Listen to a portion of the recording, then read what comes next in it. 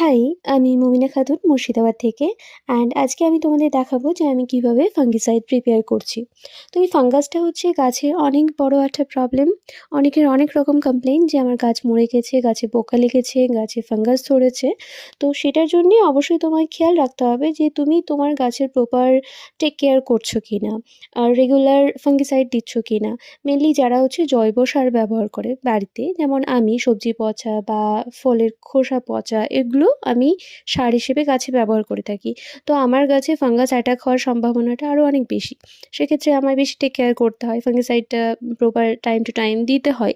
তো বেশ অনেক দিন হলো ফাঙ্গিসাইড আমার দেওয়া হয়নি, তাই আমি এখানে 2 বালতি জল নিয়ে নিয়েছি।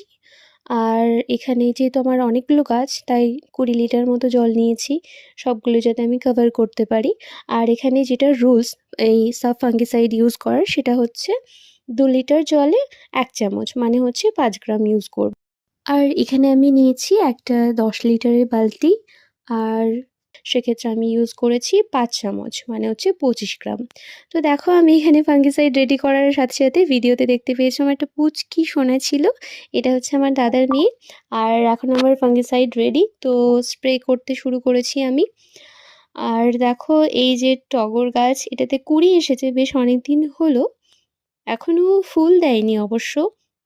আমি অপেক্ষায় আছি কবে ফুল দেবে আর তোমাদের সাথে আমি শেয়ার করব। আর এখানে এই যে বক ফুলটা দেখছো না, এটা কিন্তু অটোমেটিক্যালি হয়েছে, এটা আমায় কিনতে হয়নি।